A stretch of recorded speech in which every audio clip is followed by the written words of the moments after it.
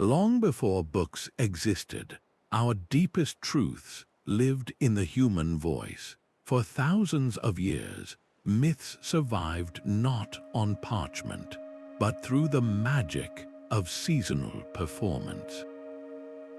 This is the story of 30 festivals of Storylight, vibrant traditions that kept entire worlds alive without a single written page.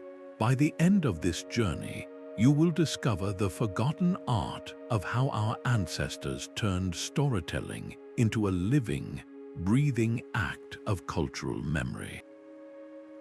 How did a community use a mountain's echo to confirm a myth, or weave a tapestry that held an entire epic in its threads? What story from your own life feels powerful enough to be passed down through generations?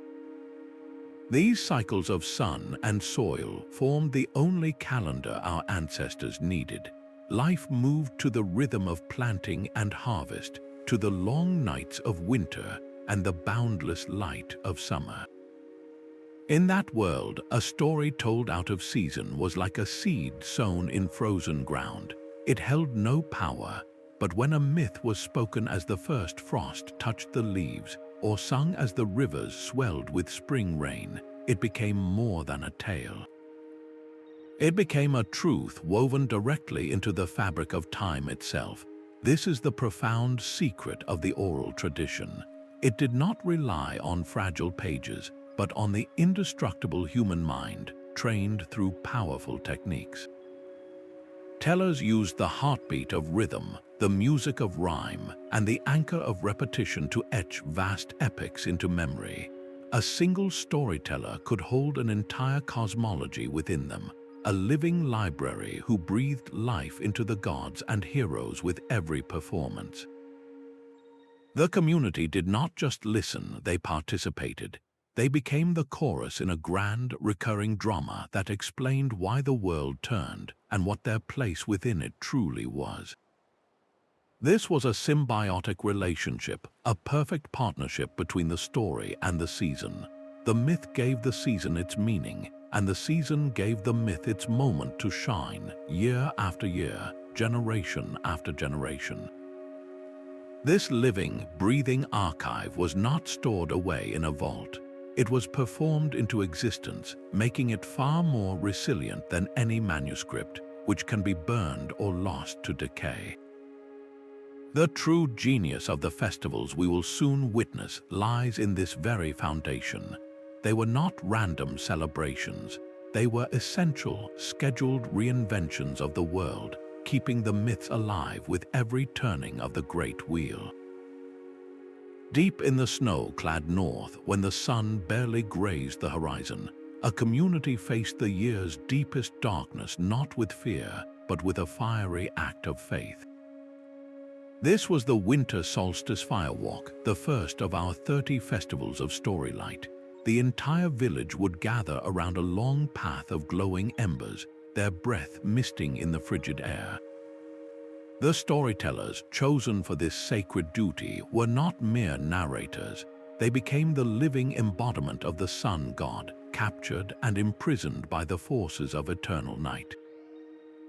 As they stepped onto the searing coals, barefoot and unwavering, they did not simply recite his tale. They lived it. Each careful, deliberate step was a verse in the epic. The sizzle of flesh-meeting ember was the sound of the gods' chains straining.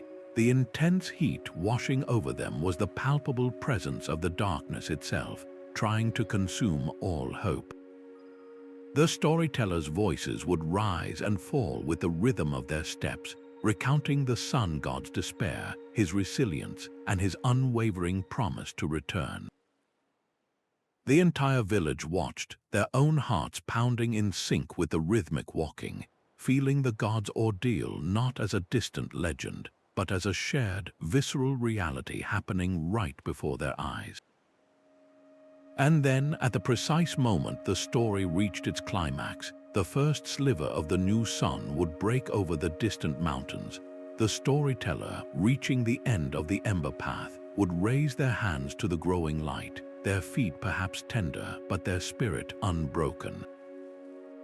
In that transcendent moment, the myth was no longer a story. It was a truth they had all helped to manifest. The returning light was not just a celestial event. It was the sun god's triumphant return, earned through their collective endurance and belief. A simple reading of this myth from a page could never forge such an unbreakable, emotional bond. This was storytelling as a physical, communal sacrifice, a powerful union of narrative and ritual that turned the longest night into a testament of inevitable light. As the world thawed and the first green shoots pushed through the soil, a different kind of story began to stir. The spring equinox mask of blossoming tales was not a solemn ritual of endurance, but a joyous explosion of life itself. Every member of the village, from the smallest child to the eldest elder, became an actor in a grand, unscripted drama.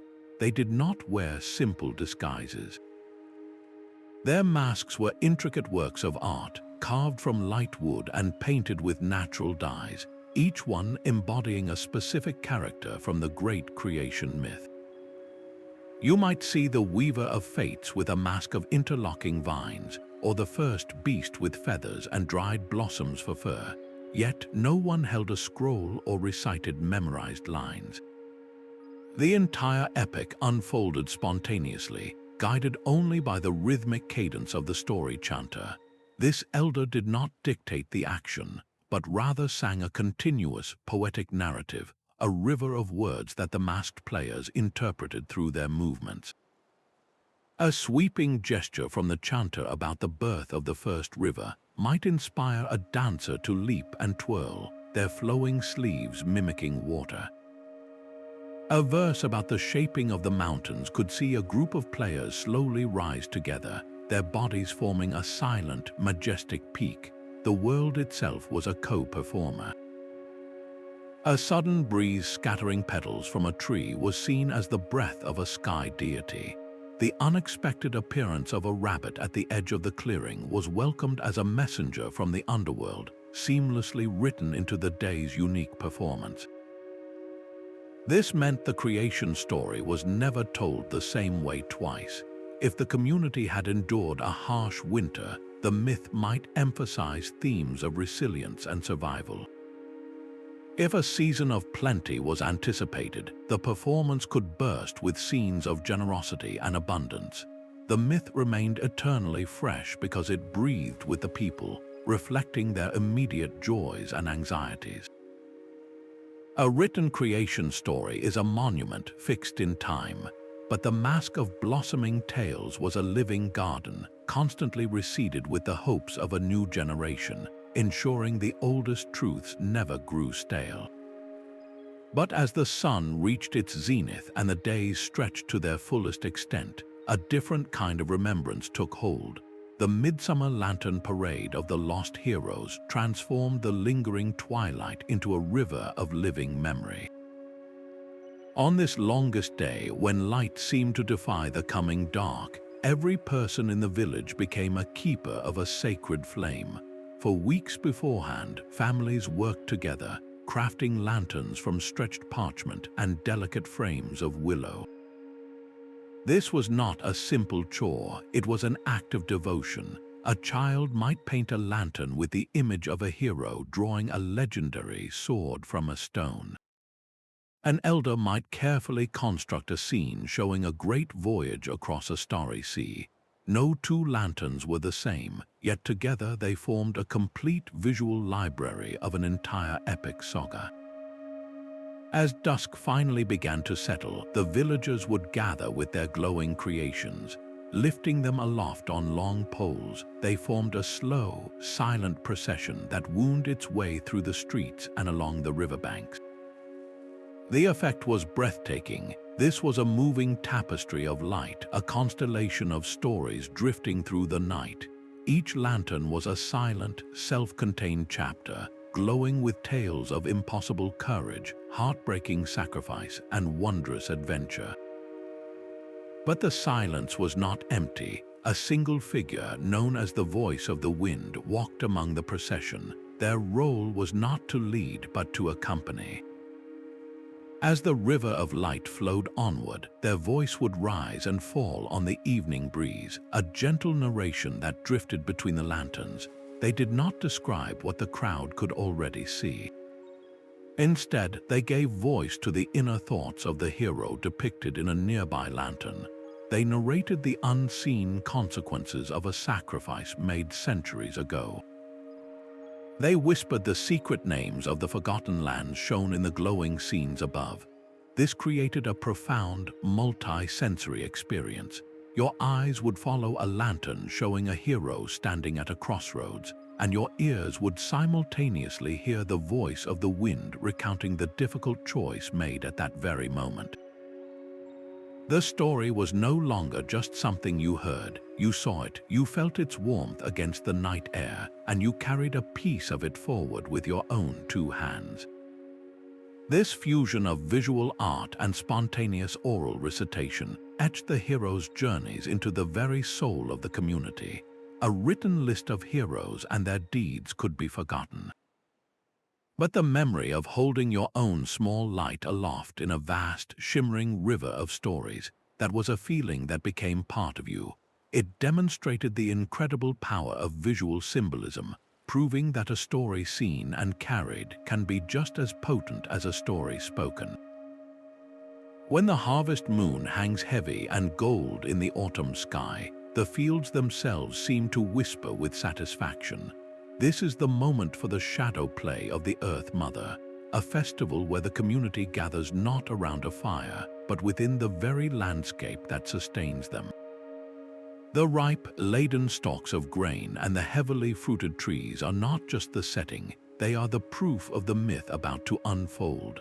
There are no elaborate stages or complex machinery. The performers use simple farm tools, baskets overflowing with produce, and lengths of cloth, but their most powerful tool is the moonlight itself.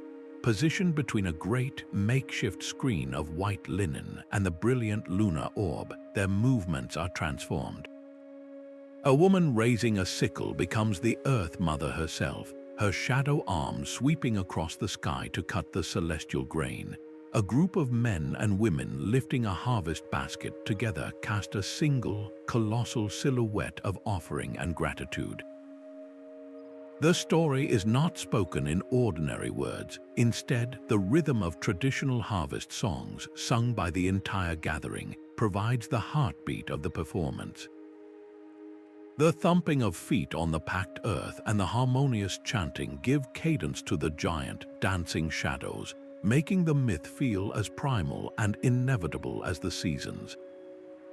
For the audience, sitting on blankets amidst the recently gathered sheaves of wheat and baskets of apples, the connection is immediate and profound. They are not just watching a story about bounty, they are literally surrounded by its physical result. The myth explains the harvest, and the harvest validates the myth, creating a perfect, self-evident circle of meaning. This elemental combination of light, form, and human voice reveals a stunning truth. The most complex ideas of divine generosity and the cycle of life and death can be conveyed with breathtaking clarity, needing only a full moon, a willing body, and a community ready to see the magic in their own shadows. In the heart of the desert, where the earth cracks with thirst, the sky holds the only promise of life. Here, the rainsong ceremony of the cloud whisperers transforms anxious waiting into a powerful, collective act of summoning. This festival is an epic told not for the eyes, but for the ears and the very soul. Long before a single drop falls, the community gathers, their instruments and voices ready to become the myth itself. The deep, resonant thrum of 100 hand drums begins the story, a low and distant tremor that is the first stirring of the cloud whisperers in their celestial slumber. Then high-pitched flutes join in, their whistling melodies weaving through the drumbeats like the first high winds that tease the edge of the horizon. The choral chanting starts as a soft, unified whisper, the sound of countless tiny droplets beginning to gather and coalesce far above. The symphony builds in a perfect narrative arc, mirroring the journey of a storm. The drumming grows faster and louder, becoming the thunder of the cloud whisperers arguing and wrestling the skies into submission. The flutes shriek and whirl, mimicking the gales that push the heavy clouds forward. The chanting swells into a powerful, rhythmic roar, the vocalization of the rain itself, pounding and relentless. For the people creating this storm of sound, the line between performance and prayer vanishes completely. They are not merely telling a story about the cloud whisperers. With every beat of the drum, they are striking the clouds. With every soaring note from the flute, they are carving the paths for the winds. Their collective voices are not describing the rain, they are becoming the rain. This total auditory immersion creates a profound psychological truth. When the first real, cool drops finally begin to splash onto the parched ground, it does not feel like a random weather event. It feels like the direct, earned result of their shared sonic labor. The myth has been made real not through a visual spectacle, but through a shared vibration that every person felt in their bones. This is how a community, with nothing but their voices and simple instruments, could learn to hear its own power and, in doing so, call life down from an empty sky. The deep stillness of an ancient forest holds a different kind of story, one that does not walk on two legs but whispers on the wind. Deep within a sacred grove, the festival of ancestral echoes brings to life the myth of the first people and their eternal pact with the woodland spirits. This is not a performance staged upon the land, but one channeled directly through it. The storytellers do not gather the community in a circle. Instead, they take their places at specific, hallowed points among the towering trees, their positions chosen over generations for the grove's unique acoustics. When the first teller begins to speak, their voice does not travel in a straight line. It strikes the trunk of an ancient oak and splinters into a dozen different echoes. It is caught by the wind and carried high into the canopy, only to be woven together with the voice of another teller standing 50 paces away. To the listeners seated at the grove's heart, the story arrives not from a single source but from everywhere at once. The tale of the first pact unfolds as a chorus of rustling leaves, creaking boughs, and disembodied voices that seem to emanate from the very air and earth. The plea of the first human becomes a sigh through the pine needles. The answering promise of the forest spirit rumbles up from the roots beneath their feet. This environmental alchemy transforms the narrative from a recited history into a perceived, present-moment reality. The grove is no longer a backdrop. It is the primary performer, a living instrument played by the myth itself.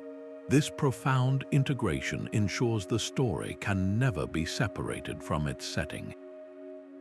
Long after the festival ends, every visit to that forest is a walk through the myth.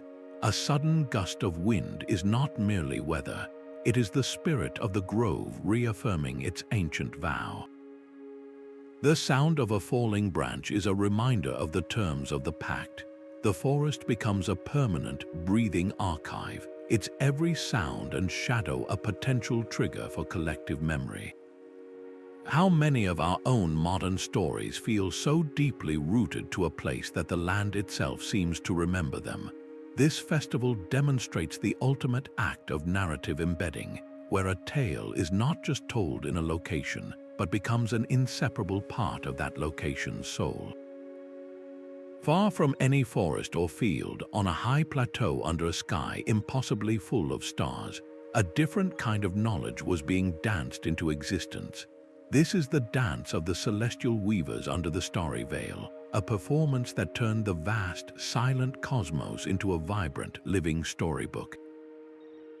Here, the myth told of divine weavers, goddesses who spun the very fabric of the night, threading each star into its place with silver light. But this was not a tale simply spoken about the sky. It was a tale performed with the sky in a breathtaking act of celestial mirroring. The dancers did not carry torches or lanterns. Instead, they held cool, glowing orbs made from naturally bioluminescent fungi or carefully treated crystals that captured the starlight. They became living stars themselves, moving with a slow, deliberate grace across the dark earth. Their choreography was a perfect, moving replica of the constellations hanging directly above them. A series of linked turns and arcs would trace the outline of the great hunting hound in the sky.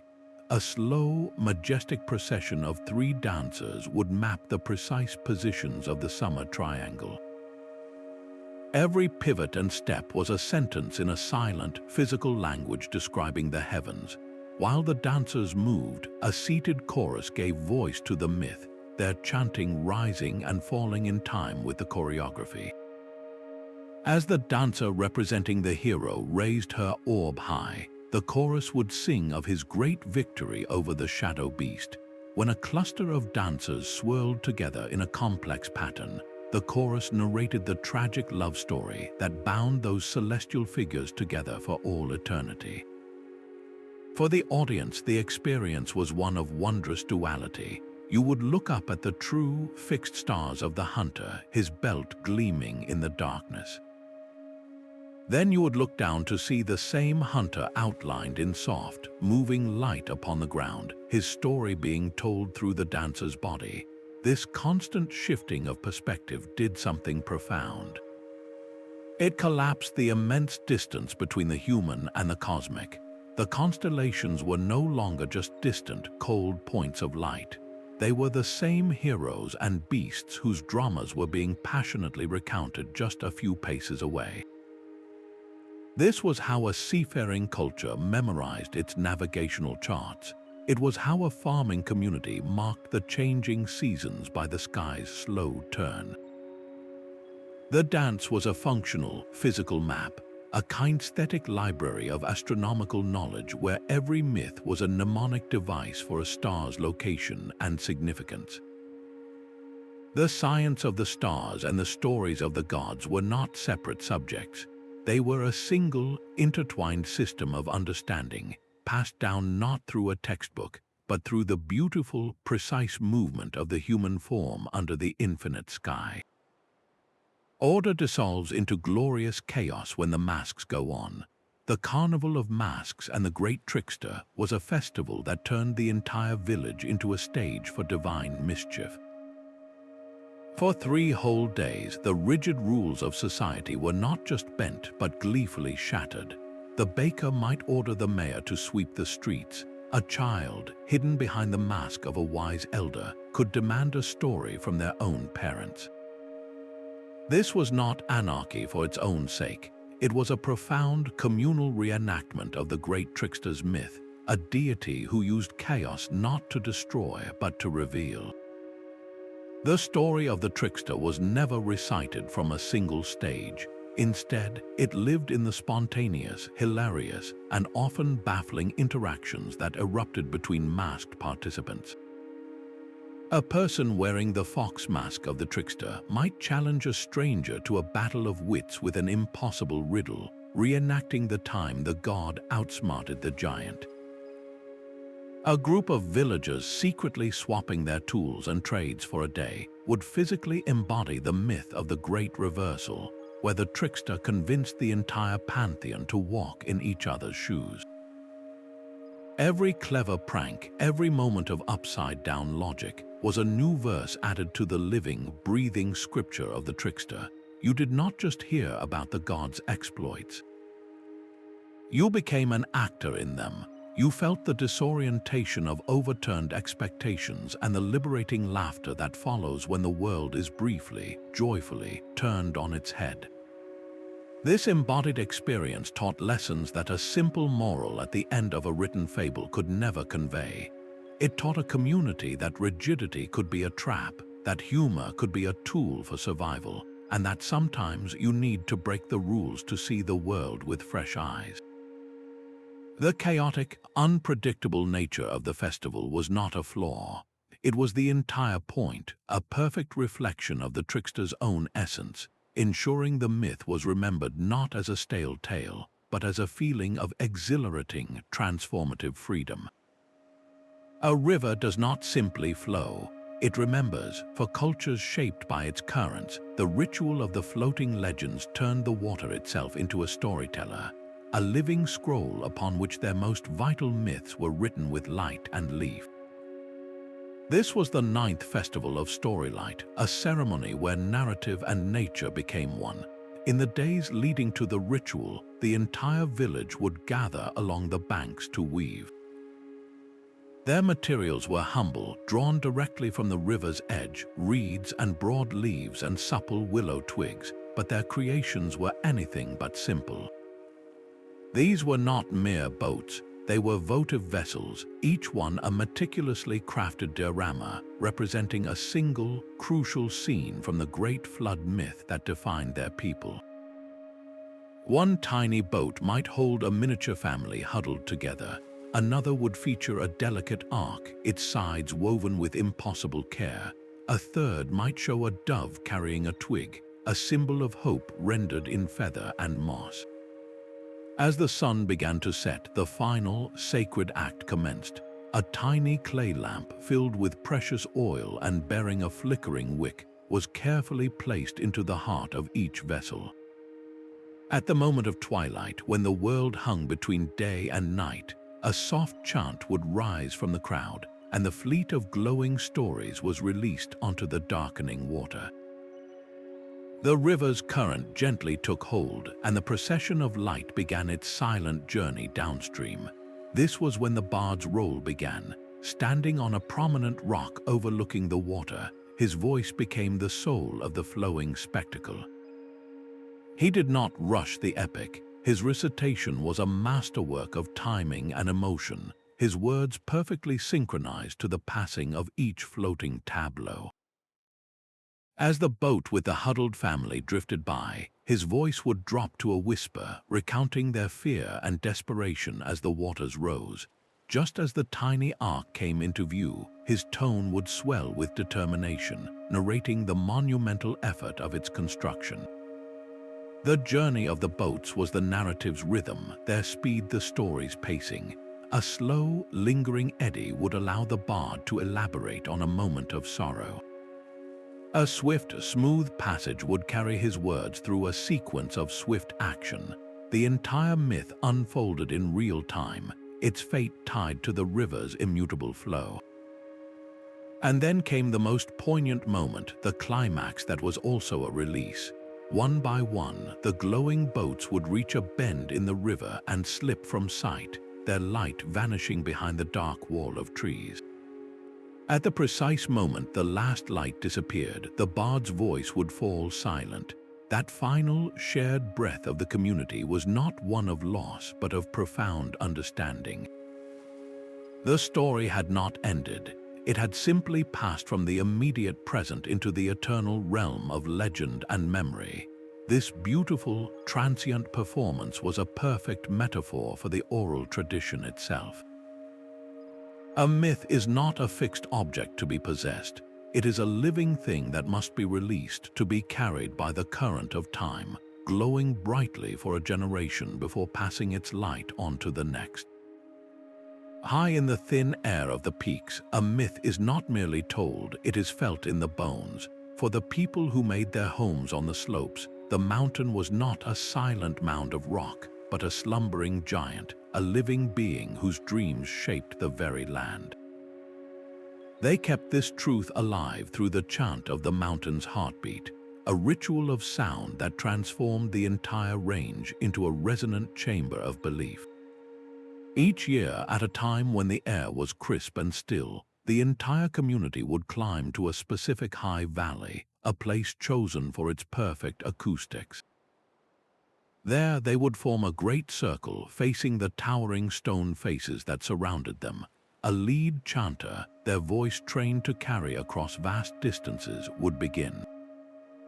They did not simply recite the myth of the sleeping giant. Their call was a direct address, a series of poetic verses flung at the silent rock. Who are you, great sleeper?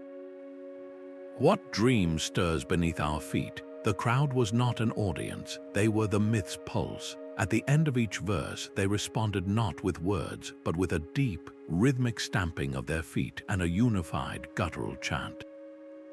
The sound they created was immense, a man-made thunder that rolled out from the circle and struck the cliffs, and then the mountain answered. The echo that returned was not a faint, fading copy of their noise. It was a transformed voice, a deep, rumbling boom that seemed to emanate from the very core of the earth, vibrating through the ground and up into the chest of every person present. That physical sensation, the feeling of the sound resonating within their own bodies, was the proof. The echo was not an acoustic trick. It was the giant's own heartbeat, stirred from its slumber by their call, confirming the truth of the story they had always known. The myth was no longer an idea. It was a tremor in the soul, a shared physical experience that anchored their identity to the land itself. You did not need to believe the mountain was alive. You could feel its life, a deep and rhythmic confirmation that vibrated in your ribs with every thunderous reply. This is how a story becomes inseparable from the ground you walk on, a truth felt in the very tremor of the world. The fate of every soul was woven on a loom of song and thread. In the 11th festival of Storylight, the myth of the three fate spinners was not performed for an audience but created by their hands. During the long, dark winter nights, the women of the village would gather in the great hall, their breath pluming in the cold air, and begin their sacred work. They were not merely making a tapestry, they were weaving the cosmos itself into existence, one thread at a time. The centerpiece of their labor was a colossal loom, and as they worked, they sang. Their song was not a simple accompaniment to the craft. It was the myth itself, a complex epic detailing the lives and decisions of the three goddesses who spin, measure, and cut the threads of mortal destiny. Every single syllable of the song was choreographed to a physical action. A specific pass of the shuttle carrying the weft thread through the warp might correspond to the name of a hero. The gentle, rhythmic beating of the newly placed thread into the growing fabric would land precisely on a verb, on an action of creation or destruction. The melody itself rose and fell with the narrative, swelling with a goddess's joy or dipping into a whisper for a moment of tragic choice. As the weeks passed, the abstract warp threads began to fill with vibrant color and intricate pattern. But this was not a pre-drawn picture they were copying. The design emerged organically from the song. A recurring verse about the golden thread of prosperity would manifest as a brilliant, undulating line of gold weaving through the cloth. A somber passage about the shears of inevitability might appear as a sharp, angular pattern of silver and gray. The tapestry became a living, visual transcript of the epic, its patterns a direct map of the melody and the myth. The community was not watching a story unfold. They were literally building it, their collective breath and movement giving it physical form. The completed tapestry, a breathtaking record of that winter's song, was then used as the central ritual object for the following year's performance. It would be hung in a sacred grove, and the same women, standing before their own woven creation, would sing the myth once more, using the visual patterns as their prompts. This created a storytelling cycle that spanned years, where the artifact of one year's telling became the script for the next. The myth remained eternally fresh because it was reborn from the labor of human hands, a perfect fusion of craft and narrative that turned every thread into a word and every pattern into a memory. A shared meal can be the deepest form of understanding. After the grand feast of the 12th festival, when the taste of roasted meats and wild herbs still lingered, the community settled into a profound silence. This was the Feast of Beasts and the Hunter's Pact, a ritual where the story of the first hunt was not recited but channeled through a single, masterful performer. Without a single prop or instrument, the storyteller would rise. Their body became the stage, A sharp clap of their hands against their chest was the thunderous footfall of the great stag. A low, guttural growl vibrating in their throat became the warning rumble of the bear. The swift, whistling exhalation of breath through pursed lips transformed into the hawk's cry as it dove from an imaginary cliff. With fluid gestures, their hands became paws stealthily creeping through undergrowth, then a human hunter nocking an arrow, their entire frame tensing with focused intention. The genius of the performance lay in its shifting perspective. One moment you were inside the mind of the stag, feeling its primal alarm and the powerful drive to protect its herd. The next you were the hunter, feeling the gnawing hunger of his family and the heavy responsibility of the kill. The storyteller did not judge one as noble and the other as villain. They gave voice to both needs, both fears, creating a narrative tapestry of pure empathy. For the audience, their stomachs still full from the shared meal, the lesson was visceral. The food they had just consumed was not an abstract product. It was the direct result of the very sacrifice and balance being acted out before them. The myth explained that the hunt was not an act of dominance, but a sacred exchange, a pact of respect between species. This empathetic performance, built from nothing but the human body and voice, taught that true coexistence is not just a concept, it is a feeling, a resonance in the heart that connects the fullness of one's own belly to the life that filled it, ensuring that respect for the natural world was as fundamental as the need to eat. Silence itself became the vessel for their most sacred story. In a community where many were born without hearing, the creation of the world was remembered not through spoken verse, but through the eloquent poetry of the human body and the voice of the earth. This was the silent saga of the stone speakers, a festival that redefined the very essence of an oral tradition. The performers, known as the speakers, did not use a simple, everyday form of signing. They had developed a grand, expanded language of gesture, a visual epic where every sweep of an arm, every curl of a finger, and every sharp, angular pose carried profound narrative weight. A single, slow, rising motion with both hands was not just the sun coming up, it was the birth of light itself, a deliberate act of genesis that filled the sky. A sudden, trembling shudder through the entire body was the primordial chaos before time began. The story unfolded on a scale everyone could see, a breathtaking dance of meaning performed across the open space.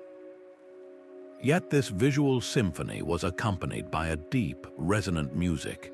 Assistants moved among a curated collection of large, specific stones, each one chosen for its unique tonal quality when struck with a soft mallet. A low, gong-like rumble from a broad, flat rock underscored a moment of foundational creation.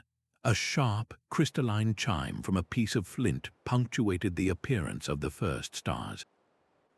The stones did not provide rhythm alone, they conveyed the emotional heart of the myth. The sadness of a departing deity echoed in a long, fading vibration. The joy of a new world blossomed in a cascade of bright, overlapping chimes. For those in the audience who could hear, the story was a complete sensory experience. For those who could not, the vibrations traveling through the ground and the majestic, unambiguous flow of the signs delivered the entire epic with perfect clarity. In this gathering, the myth was not a tale told to some. It was a truth demonstrated for all, a narrative that truly belonged to every single person. The visual grandeur of the performance made the story unforgettable, its powerful imagery burning into memory far more effectively than words alone ever could. This festival stands as a stunning reminder that the human drive to tell stories transcends any single sense. The oral tradition was never just about the mouth and the ear. It was about the shared human spirit, a spirit that will always find a way to make its myth seen, felt, and remembered. a village street becomes a river of living myth when the ancestors return. The procession of the living totems transformed the entire community into a walking, breathing library of its own history. Each clan prepared for generations, crafting full-body costumes of astonishing detail. These were not mere disguises but sacred vessels, woven from hide and feather, carved from wood and bone, each one a perfect representation of the animal guide from whom the clan traced its lineage. When a member of the wolf clan lowered their intricately carved headpiece, they did not simply wear a mask. They invited the wolf spirit to inhabit their movements, their posture, their very gaze. The procession began in a powerful silence, broken only by the rustle of fur and the soft thud of paws on hard-packed earth. There were no spoken words, no chanted verses. The story of each clan's origin was told entirely through the language of the body. The Bear clan members did not march, they lumbered, their heavy, rolling gait communicating immense strength and deep, ancient connection to the mountain forests. They would pause to gently nuzzle their young, acting out the myth of the mother bear who sheltered the first lost children of their bloodline. Meanwhile, the Salmon clan moved with a fluid, relentless energy, their bodies undulating as if swimming against an invisible current, a beautiful kinetic reenactment of their ancestral journey up the life-giving river. The true genius of this visual storytelling, however, lay in the interactions. The story was not contained within a single clan. It lived in the spaces between them. When the path of the Deer clan crossed that of the Wolf clan, a complex drama unfolded without a single sound. The deer would startle, their heads snapping up, their bodies tensing into a state of graceful alertness. The wolves would slow their pace, their movements becoming deliberate and focused, their masked heads tilting in a display of primal strategy. This was not a reenactment of a hunt, but the performance of a fundamental relationship, a sacred balance of pursuit and vigilance that defined the social order of the village itself. A child watching did not need to be told the story of the first pact between the deer and the wolf. They saw it, they felt its tension and its necessity in the very air around them. They understood that their own clan's identity was intrinsically linked to the roles of all the others. This spectacular visual language encoded the entire social structure into memory, teaching every generation who they were, where they came from, and how they fit into the delicate, interconnected web of their world. Some places remember grief better than people ever could. Along a wind-swept coast, the cliffs are not made of silent stone. They are pierced by deep-sea caves and narrow fissures, and when the storm winds blow, the air rushing through these openings creates a constant, mournful cry. This natural phenomenon did not go unnoticed. It became the sacred instrument for the 15th festival, the Lament of the Wailing Cliffs. The myth preserved here was not one of heroes or creation, but a devastating story of two lovers from rival clans, their trust broken, and a loss so profound it was said the very land wept for them. The community did not try to compete with the wind's voice. They joined it, a single singer, chosen for the purity and emotional depth of their voice, would stand before the cliffs as the annual storm gathered. There was no drum, no flute, no chorus. The only accompaniment was the haunting, low moan emanating from the rock itself. The singer's melody was a masterpiece of composition, its phrases crafted with deliberate spaces, its rises and falls designed to intertwine with the unpredictable rhythms of the wind's lament. The singer would begin a verse about the lovers' first meeting, their voice clear and hopeful, and just as the line ended, a high, whistling gust would sweep through the caves, sounding like a sigh of doomed joy. When the narrative turned to the act of betrayal, the singer's tone would drop to a guttural ache, perfectly timed with a deep, shuddering boom from the cliffs that felt like the very heart of the world breaking. The boundary between the performed story and the natural world would completely dissolve. Was that aching cry the voice of the forsaken lover from the myth, or was it the wind?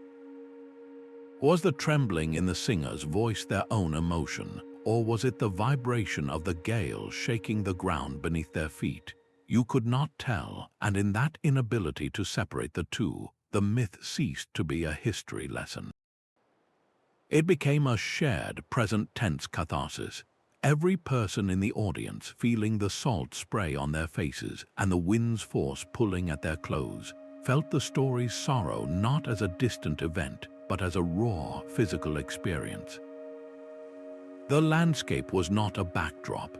It was the lead performer, a co-narrator that gave the human tragedy a scale as immense as the sea and as eternal as the stone. This annual ritual demonstrated that a story's emotional power could be amplified 1,000-fold by the environment in which it is told, turning a personal tale of heartbreak into a permanent feature of the land itself, a grief that the very earth helps you remember. A kingdom's founding myth was not carved in stone, but laid out on a living map etched into the cobblestones of the central square. This was the game of kings and the founding oracle, a ritual where history became a grand, strategic contest witnessed by the entire community. The game board was a perfect replica of the realm itself, its rivers, mountains, and borders scored into the stone for all to see. The players were not children, but the most respected elders, each one embodying a pivotal figure from the ancient prophecy. One elder moved as the first queen, another as the rival chieftain, a third as the mysterious oracle whose visions guided them all. Yet none of these elders decided their own moves. A surrounding chorus, their voices rising in unison, chanted the sacred verses of the founding epic. Every line of the chant was a command. When the chorus sang of the oracle's warning about the northern pass, the elder playing the first queen was compelled to move her marker to secure that very border. A verse recounting the chieftain's betrayal forced his player to reposition his pieces, isolating himself on the board just as the myth described. The game was not a reenactment of battles, but of the profound political choices that forged the nation. Each strategic placement, each alliance formed or broken on the stone map, was a lesson in statecraft, a visible demonstration of cause and effect. The audience did not just watch a story unfold, they saw the consequences of every decision play out in real time. They understood that the kingdom's secure mountain border existed not because of a lucky battle, but because of a shrewd diplomatic move made centuries ago, a move that was now being acted out right before their eyes.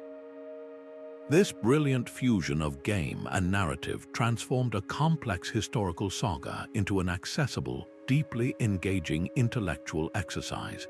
The myth was no longer a list of names and dates.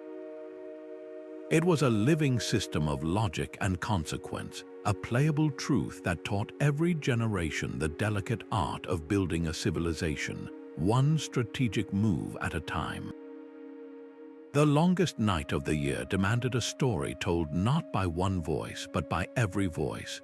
The whispering chain transformed the entire village into a single, breathing conduit for memory. As darkness fell and the cold bit deep, every man, woman, and child would take their place, forming a vast human serpent that wound its way from the central fire, through narrow lanes and out to the very edge of the settlement. There were no spectators, every soul was a link. The myth they carried was their most vital, the epic of the guiding spirits who led their ancestors through a trackless waste to this promised land. The eldest among them, the keeper of the story's seed, would begin. They would lean into the ear of the next person and whisper the sacred opening line, a single, potent sentence about the first sign from the spirits. That person, having received the gift, would then turn to the next link in the chain and whisper the second sentence of the epic from their own memory. And so it would go, a ripple of whispered words passing from mouth to ear down the entire snaking line. The rule was absolute. You could only speak the sentence you were tasked to remember. You could not correct the person before you, nor ask for a repeat. If a person forgot a word, they supplied their own. If they remembered the events in a slightly different order, that new sequence became the truth for everyone who followed. A description of a silver river might become a river of moonlight by the time it reached the 50th person. The name of a spirit might soften or change entirely. This was not seen as a failure. It was the heart of the ritual. Each variation was a new thread woven into the old tapestry, a slight mutation that proved the story was alive and adapting, just as their people had to adapt on their long journey. When the final sentence of the myth finally reached the last person in the chain, a child often standing at the village boundary, they would shout it out into the freezing darkness. That concluding cry, inevitably different from the one uttered the year before, was a testament to their collective endurance. The story had not been preserved like an insect in amber. It had been lived and slightly altered by hundreds of minds in a single, shared moment. This was oral tradition in its purest form, a beautiful, tangible lesson that a myth belongs to no single person, but to the community that breathes it into existence year after year, one whispered link at a time. A story can bloom from the soil and linger in the air long after the words have faded. The Festival of Scents and the Memory Garden engaged a sense more primal than sight or sound, weaving myth directly into the fabric of smell itself. The community cultivated a special garden, but this was no ordinary plot of land. It was a living library, each plant chosen not for food, but for the powerful memory it could hold. The myth they preserved told of a legendary garden where all of the world's knowledge grew not as fruit, but as fragrance, a place where simply breathing was a form of learning. A single storyteller would guide a small group along the winding paths, their narration paced by the flora. They would stop before an ancient, gnarled pine, its crisp and cleansing scent sharp in the cool air. As everyone inhaled deeply, the storyteller's voice would drop, recounting the epic of the resilient northern hero who drew strength from the eternal forest, the scent of pine becoming synonymous with endurance and survival. A few steps later, they would pause by a trellis heavy with night-blooming jasmine, its intoxicating perfume saturating the evening. With that scent filling their lungs, the tale of the elusive moon goddess unfolded, her story one of mystery and luminous beauty forever tied to that heady floral aroma. This was the genius of olfactory storytelling. The narrative was not just heard, it was breathed in, creating a direct, physical link between a specific scent and a specific story fragment. The brain's wiring for smell and memory is uniquely intertwined, and the storytellers of old understood this intuitively. They knew that a myth recalled through a scent was a myth that could never be truly forgotten. For the rest of their lives, a villager walking through a forest after a rain, catching the scent of damp pine, would not just smell a tree, they would feel the northern hero's resolve stir within them. A traveler catching the unexpected fragrance of jasmine on a night breeze would instantly remember the moon goddess's gentle light. The myth would bubble up into their consciousness, unbidden and complete, a story triggered by the world itself. This sensory innovation reveals the incredible depth of their mnemonic techniques, proving that the oral tradition was not merely spoken, but could be planted, grown, and inhaled, turning the very air into a timeless repository for their most cherished truths. A myth could travel faster than a messenger on foot, leaping across valleys without a single spoken word. In a land of isolated villages where shared dialects were rare, an entire history was preserved through the universal language of rhythm. This was the 19th festival, the rhythmic code of the drum dialect. The great ceremonial drums were not mere instruments. They were talking devices, their massive heads tuned to replicate the exact tonal contours and cadences of the ancient epics. A skilled drummer did not simply beat a rhythm. They spoke with their hands, translating the rise and fall of a hero's name into a specific, repeating pattern of high and low pitches. A tale of a great flood was not a story you heard, but a cascade of accelerating, deep booms that felt like rising water. The story of a cunning trickster was a syncopated, unpredictable rhythm that made you smile with its cleverness. During the festival, this coded language became the lifeblood of the land. A drummer would ascend the highest hill at dawn and begin, their mallets striking the taut hide with precise, carrying force. The message they sent was not a simple alert. It was the opening chapter of their foundational myth, a sequence of rhythms that meant the world was born from a single, resonant note. Across the valley, in a village too far away to see, another drummer stood listening, their head tilted to the wind. They deciphered the complex pattern, understanding it as the story of the first sunrise. Then they took up their own drums. They did not repeat what they had heard. They added the next narrative segment, drumming out the epic of the first animals emerging from the forest, their rhythms a continuation of the story now flying over the rivers and fields. This chain continued all day, village to village, turning the entire region into a single, collaborative storyteller. The myth was not stored in one place.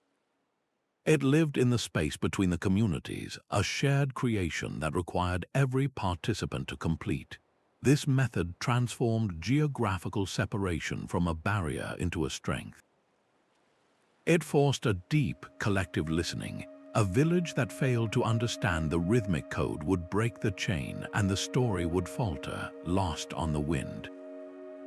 This ensured that every drummer in every generation honed their skill to perfection, becoming a living dictionary of their people's soul. The drum dialect proves that a story does not need words to be profound.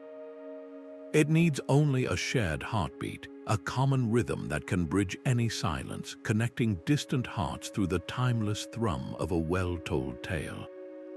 A story could fold up into a box and walk to the next village on the back of a showman. The 20th festival, the puppet epic of the traveling showman, turned myth into a portable, mechanical miracle. These itinerant performers were more than entertainers. They were mobile libraries, their entire world contained within an elaborate, often ingeniously crafted puppet theater strapped to their backs. When they unfolded their stage in a new village square, it was an event of pure wonder.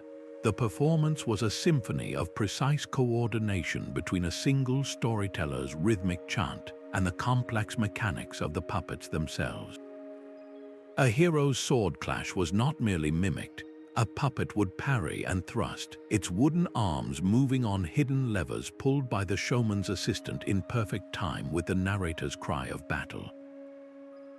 A goddess might ascend to the heavens, lifted by nearly invisible threads as the storyteller's voice soared with her.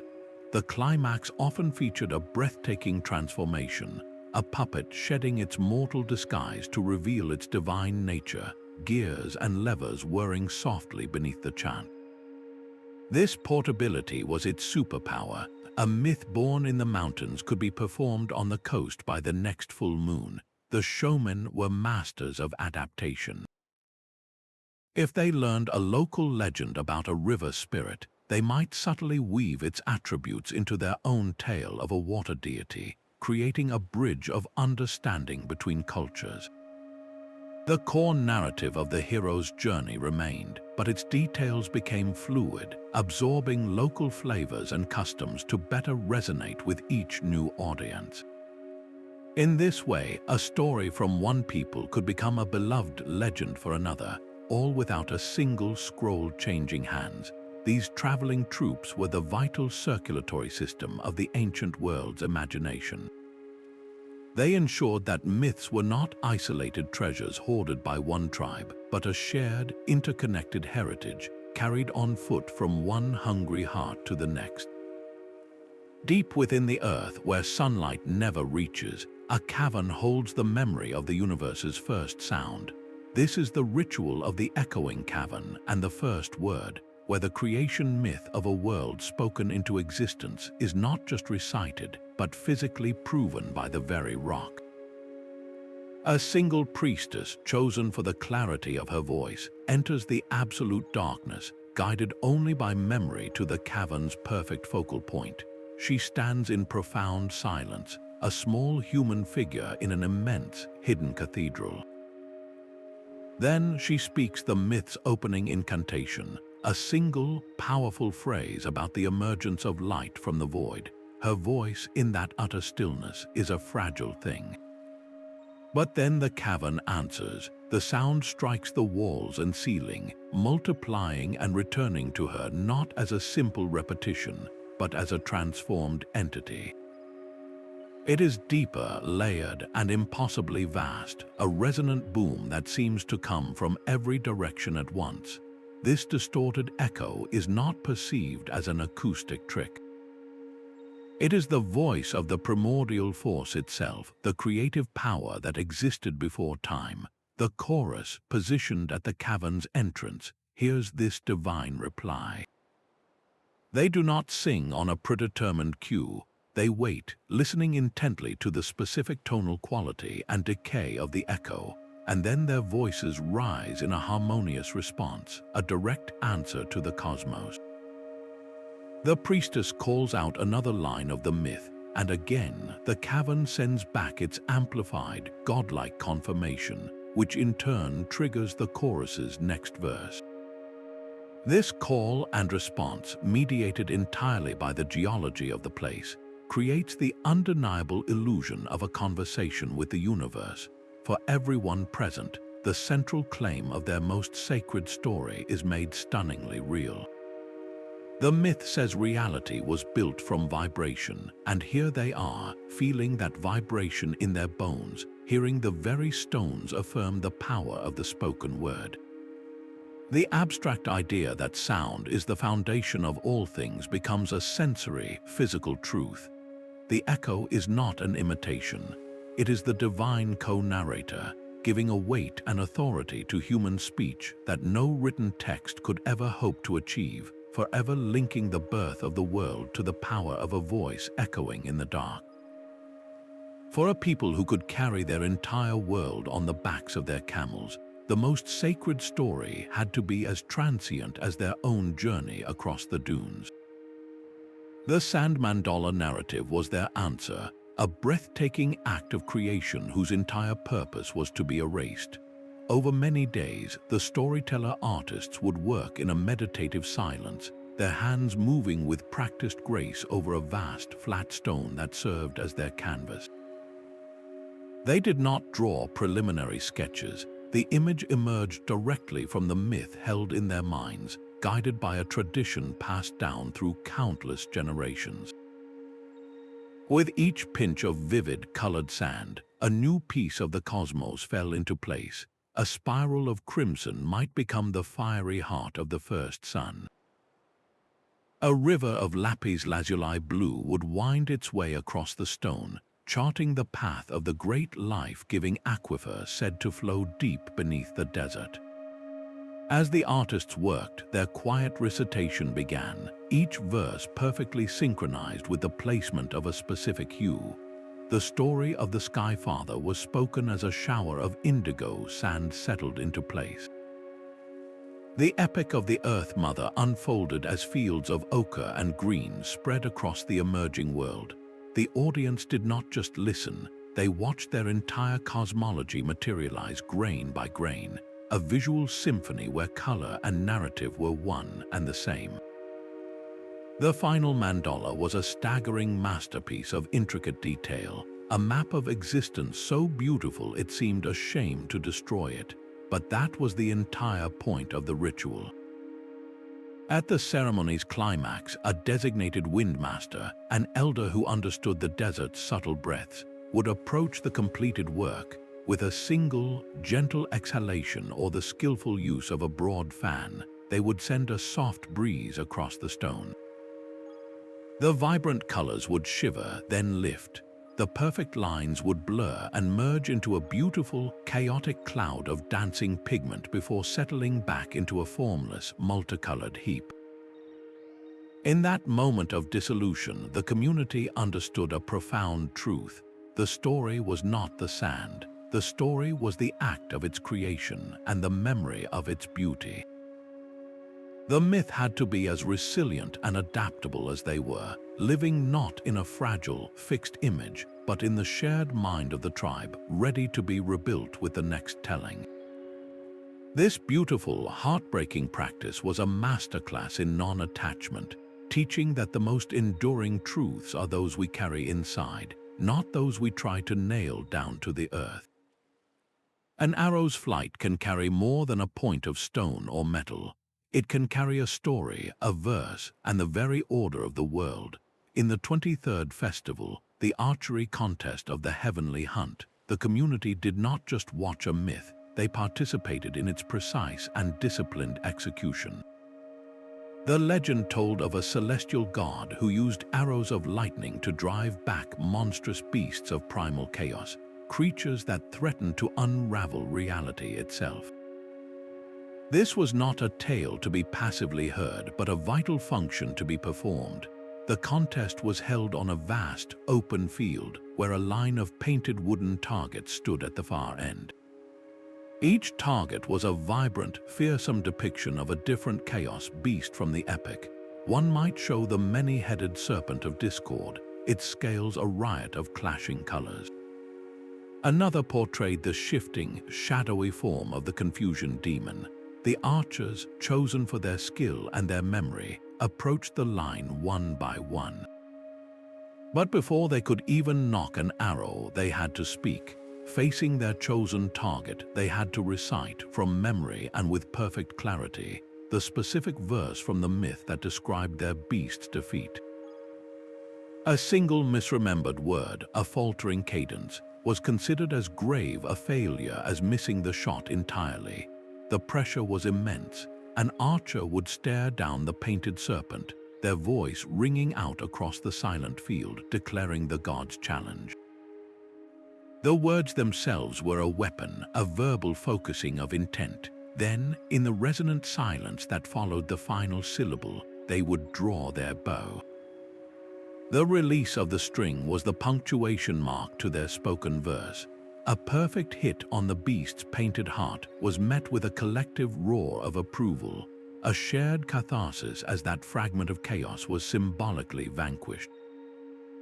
The entire epic unfolded in this way, shot by shot, verse by verse, until the field was cleared and the myth was complete. This brilliant fusion transformed the abstract concept of order, triumphing over chaos, into a tangible, repeatable action. It directly linked the community's survival skills, their martial precision and unwavering focus, to the sacred narrative that gave those skills meaning. A steady hand and a true aim were not just practical assets. They were a form of prayer, a reenactment of the divine hunt that kept their world safe. The festival taught every generation that protecting their community required two kinds of accuracy, the kind that lives in the voice and the kind that flies from the bow, and that both were essential to holding the line against the ever-present dark. A kingdom's golden age is never truly lost if its rhythm still beats in the hearts of its children. The 24th festival, the children's ring dance of the forgotten kingdom, was a masterclass in early memory, a ritual designed to plant the seeds of myth in the most fertile soil of all.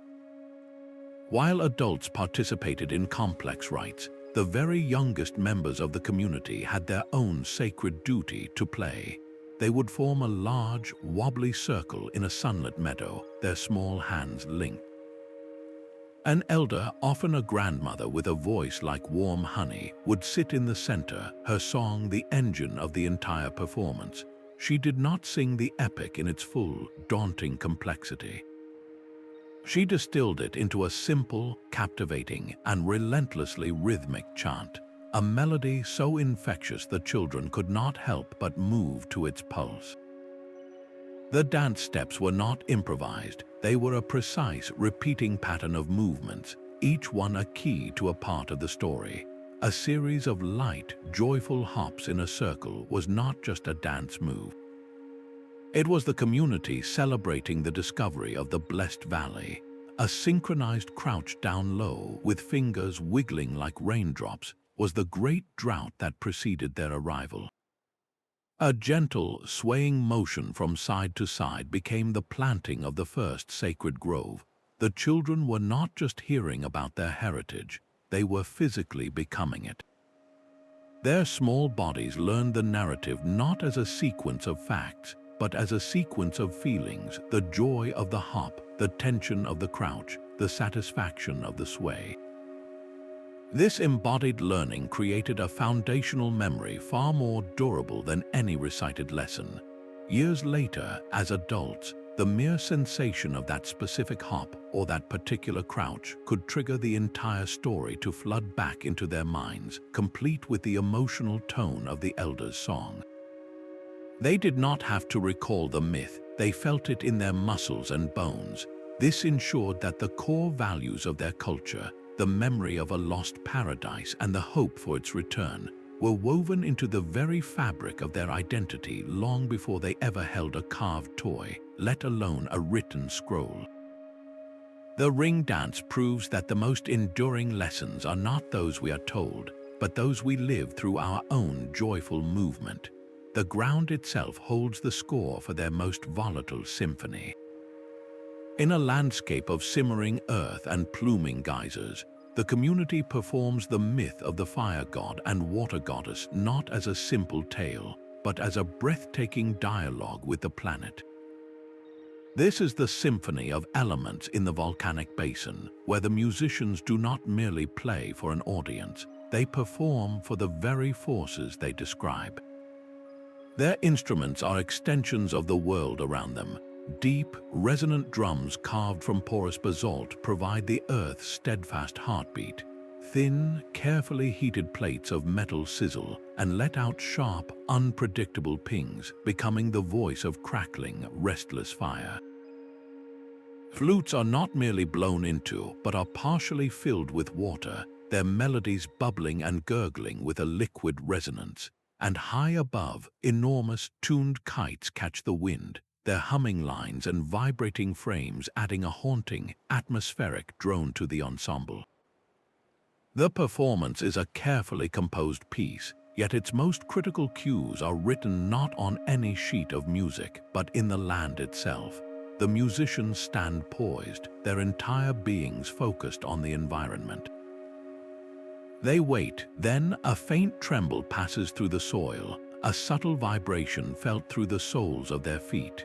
This is the signal. The basalt drums erupt in a low, rolling thunder, narrating the fire god stirring rage deep within his mountain forge. The ensemble builds, the fire plates hissing and the water flutes responding with playful, cascading runs.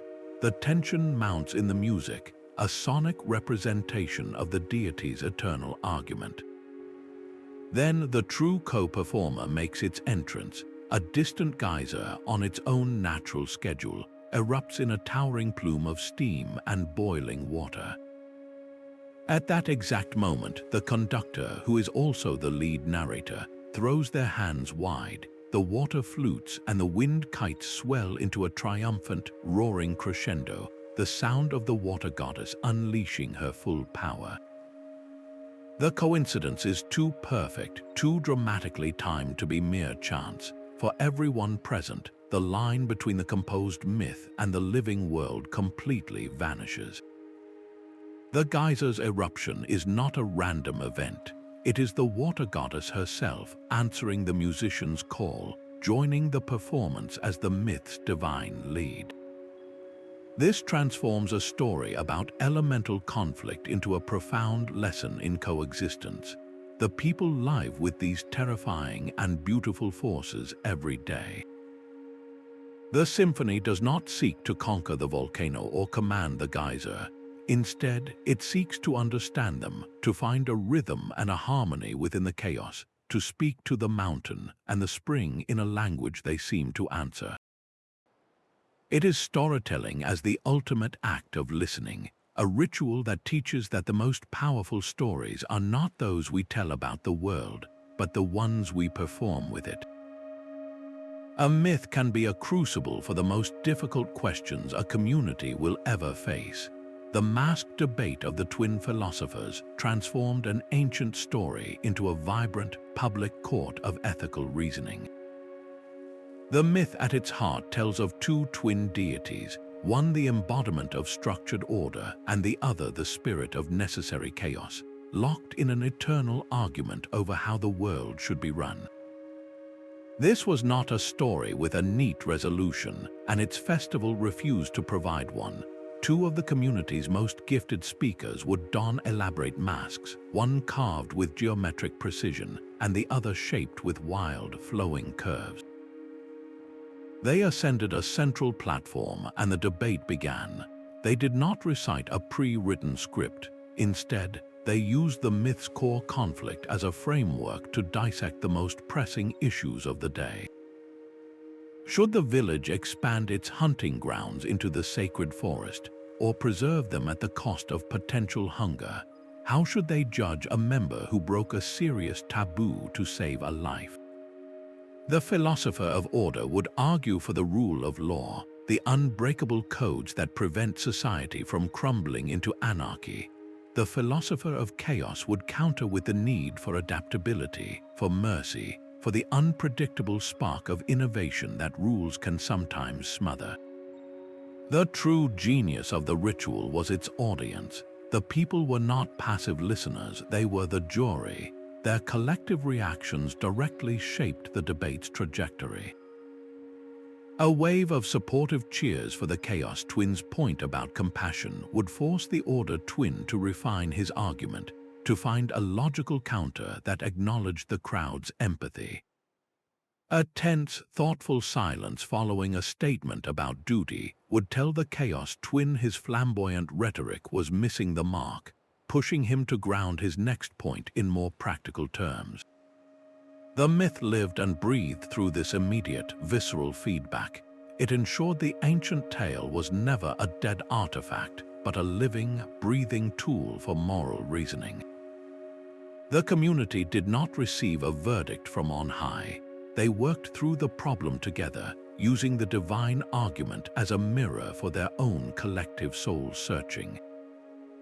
This dynamic practice guaranteed that the wisdom of the past was not a cage, but a compass, constantly recalibrated by the needs of the present, proving that the most vital stories are those we are still arguing about. A community's survival can hinge on a single promise kept or broken. The 27th festival, the ritual of the binding oath and the broken vow, transforms a painful myth from a cautionary tale into a physical, collective experience of moral responsibility. The atmosphere is somber, a stark contrast to the joyous chaos of other celebrations. Everyone gathers, knowing they are about to participate in a reenactment of their greatest historical failure, a foundational betrayal that once brought famine and division. The storyteller begins not with a grand epic, but with the quiet, hopeful terms of the original pact, the sacred vow that once united the clans. Their voice is steady and clear, detailing the promises of shared resources, mutual defense, and unwavering trust. Then comes the pivotal moment. The narrator pauses, and the entire community, in a single, thunderous voice, recites the binding oath from memory. The words are not new to them. They are the same pledge spoken the year before, and the year before that, a living contract that every person, from the eldest elder to the youngest child who can speak, is expected to know by heart. In that unified recitation, the myth stops being history. It becomes a present-tense commitment, a vow made anew by hundreds of voices speaking as one. The feeling in the air is electric, a powerful surge of shared purpose, but the ritual does not end there. The storyteller's tone darkens, shifting to the narrative of the betrayal. They describe the growing envy, the secret plans, the fatal moment when one clan chose its own gain over the collective good. And at the precise second, the myth describes the vow being shattered. A designated elder brings a heavy mallet down upon a symbolic object. often a beautifully glazed ceramic tablet inscribed with the very words the community just recited. The sound is explosive, a sharp, shocking crack that cuts through the silence left by the story. It is a visceral, jarring punctuation mark that makes everyone flinch. That sound is the calamity. It is the sound of trust breaking, of the community fracturing, of the consequences of treachery made terrifyingly real. You do not just hear about the famine that followed, you feel it in the splintering of the clay. This powerful, emotional participation does something a simple lecture on ethics never could. It forges a direct link in every person's mind between the act of betrayal and the sound of destruction. The annual shattering of the tablet is not a gesture of despair. It is a cleansing, a symbolic destruction of the potential for that same weakness to take root again. By collectively vowing and then collectively witnessing the consequence of breaking that vow, the community renews its social contract in the most memorable way possible. This ritual proves that a story's most important function is not just to explain the past, but to actively build the future, binding each new generation together with the resonant echo of a promise they all chose to keep. The most dangerous truths are those that flicker. In the 28th festival, the fire scripting ceremony of the dying embers, a myth about stolen divine knowledge is told through an art of beautiful, deliberate disappearance. The story recounts how a cunning trickster, a hero of humanity, stole the secret of fire and language from the jealous gods, gifting humanity the twin flames of warmth and wisdom. But this is not a tale of permanent victory. The performance itself embodies the perilous nature of this gift, in a space cleared of all light save for a single brazier of glowing coals. A storyteller stands before a series of large, flat boards coated in a fine, dark ash. They hold not a pen, but a long metal stylus, its tip heated to a dull, cherry red in the fire. This is their writing instrument. They begin to recite the epic, their voice a steady rhythm in the hushed dark. And as they speak each verse, their hand moves. They press the hot tip into the ash-covered board, and where it touches, a miracle occurs. The ash glows. For a single, breathtaking moment, a complex symbol flares into existence, a radiant, orange-white character representing the trickster's name, or the shape of the first spark, or the labyrinth of the god's fortress. The symbol hangs in the darkness, perfectly clear, a word written in pure, temporary light. Then, just as quickly, the heat dissipates, the glow fades, and the symbol vanishes back into the formless dark ash, leaving no trace it was ever there. The entire story unfolds this way, verse by fleeting verse, symbol by vanishing symbol. The audience watches the myth literally appear and disappear before their eyes, a narrative built from flashes of illumination in an ocean of forgetting. This ephemeral art is the perfect metaphor for the myth's core truth. The knowledge was never meant to be a permanent possession for mortals. It is a flickering, fragile thing that must be constantly tended, remembered, and passed on, or it will be lost forever, fading as completely as a glowing script in ash. The ceremony teaches a profound lesson about the oral tradition itself. A permanent record, like a clay tablet or a written scroll, can be broken, burned, or forgotten in a vault. But a story held in the living memory of a community, retold and re-gifted with each generation, is a fire that, though it may dwindle to embers, can always be breathed back into a roaring flame. The true library was never a building, it was the human mind, and the fire scripting ceremony was a stunning reminder to keep its stories burning bright. A still mountain lake holds a perfect, inverted sky. For this community, that mirrored surface was not an empty reflection, but a living canvas for the 29th festival, the festival of reflections in the lake of sky. They gathered on the shore on a day of impossible calm, when the water was a flawless sheet of glass, and the myth they came to perform was one of duality, of the sky people who lived in that shimmering, reflected world. The performance began with actors on the shore and their perfect doubles in the water. A woman on land would lift a ceremonial bowl, and her reflection would do the same. But then the narration, spoken by a single voice from a hidden place, began to play with this perfect symmetry. The voice would not say, "The priestess offers a gift." It would say, "The priestess in the water accepts our world's offering." The story deliberately attributed intention and action to the reflections, not the people. An actor on the shore might simply stand in silence, while the narrator described a great speech being given by their shimmering double in the lake. The audience's perception was constantly challenged. Your eyes told you the real person was the source, the solid being on the stable ground. But the story, the sacred narrative, insisted that the true action, the mythic drama, was happening in that elusive, upside-down realm. This created a profound, dreamlike disorientation. You found yourself staring not at the actors, but at their watery twins, trying to catch the moment a reflection seemed to move on its own, to truly become a sky person accepting a plea or passing a judgment. The lake itself transformed from a passive body of water into an active character, a fluid gateway between the mundane and the divine. This was more than a clever trick of the light. It was a metaphysical lesson performed with water and sky. The festival taught that reality might have layers, that the world you can touch is only one half of a greater story. It asked a silent, powerful question that lingered long after the performance ended. If the myth says the reflection is alive, and you have spent the entire day watching it live, which world do you truly believe is the real one? The 30th festival gathers every story into a single, luminous whole. The grand convergence is not merely a performance, it is the ultimate expression of a culture's soul.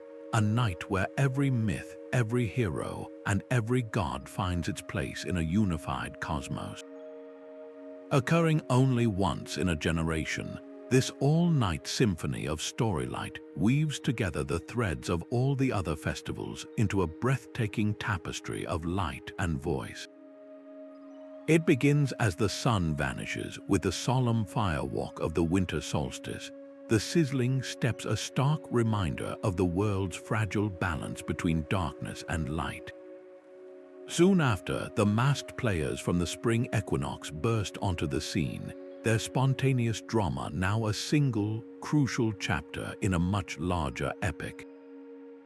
As midnight deepens, the air fills with the glowing lanterns of the lost heroes, their silent journey becoming a constellation of subplots floating above the gathered community.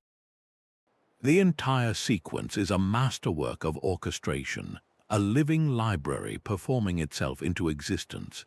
The shadow play of the Earth Mother might cast her giant silhouette upon a screen, only for the rhythmic drum dialect of a distant valley to answer her, its coded beats narrating the next phase of the story. The choral chants from the mountain ritual rise to meet the elemental symphony of the volcanic basin, creating a harmonic dialogue between earth and sky. This is not a random collection of greatest hits. It is a deliberate, intricate demonstration of how the culture's entire cosmology fits together. The myth of the Trickster explains why the fire god is so easily angered. The Lament of the Wailing Cliffs gives emotional depth to the hero's journey depicted in a passing lantern. The children's ring dance, performed at dawn, becomes the hopeful conclusion to a night of cosmic struggles. Every story is a piece of a single grand puzzle, and for one transcendent night, the entire picture is made visible. To witness the grand convergence was to understand that you were part of a story far larger than your own life. It was to see that the same forces that guided the stars also governed the harvest, and that the same virtues of courage and sacrifice that defined the ancient heroes were the very same needed to build a functioning community. This magnificent synthesis was the peak of oral artistry, proving that a tradition sustained entirely through performance could achieve a complexity and cohesion that rivaled any written canon. It was the final, definitive proof that a myth is not truly alive until it is connected to every other story a people tells about themselves, a vibrant, breathing web of meaning that held an entire world together without a single page. This legacy of shared storylight is not a relic to be admired from a distance. It is a mirror held up to our own time, revealing what our digital saturation has cost us. We live in an era of unprecedented connection, yet we often feel more isolated than ever, our stories consumed in solitude from glowing rectangles. These 30 festivals stand in stark contrast, reminding us that the most vital narratives are not downloaded but exchanged. They are felt in the warmth of a shoulder pressed against yours in a crowd, heard in the collective gasp at a story's climax, and remembered in the scent of wood smoke that forever after will trigger the memory of that night's tale. The festivals were not entertainment. They were the operating system of a culture, the code that maintained social bonds and passed ethical wisdom from one generation to the next with an emotional weight no textbook could ever carry. When a community physically reenacts a binding oath and then shatters a tablet to symbolize its breaking, the lesson about trust and consequence is seared into the soul. It becomes a part of you. This is what we have largely lost, the understanding that a story's true power is unlocked not in its consumption, but in its co-creation. Our modern stories are often designed for virality, for a moment of shock or amusement before they are scrolled past and forgotten. The festivals of Storylight were designed for durability, for embedding meaning into the very rhythm of life itself. They challenge us to ask what stories we are collectively performing today, what shared rituals are forging our empathy, defining our values, and connecting us to something larger than our individual selves. The legacy of these 30 festivals is an urgent invitation to reclaim the space between us, to remember that the oldest and most resilient form of storytelling requires nothing more than a human voice, a listening ear, and the sacred, shared ground of a community gathered in the dark, waiting for the light of a story to begin. Our journey through these 30 festivals reveals a stunning truth that myths were never meant to be frozen in ink. They were living entities, sustained by the rhythm of the seasons and the passion of the people. From the solitary firewalker braving the coals to the chanting multitude calling down the rain, each festival was a masterclass in memory, meaning, and community. They prove beyond any doubt that the human heart was the first library, and performance was its most enduring cataloging system. This was a technology of the soul, built from rhythm, rhyme, and shared experience, a system more resilient than any archive because it lived and breathed in the people themselves. As we move forward in our own world of fleeting digital streams, let us carry the spirit of these Storylight festivals with us. Let us remember that the most powerful stories are not those we consume in isolation, but those we experience together. They are the tales we feel in our bones, the narratives that shape our character, and the legends we feel compelled to pass on with our own hands and voices. So we leave you with a question, one that has echoed through every ritual we have witnessed. What story will you bring to life? Which of these festivals resonated most deeply with you? Share your thoughts in the comments below and subscribe for more journeys into the heart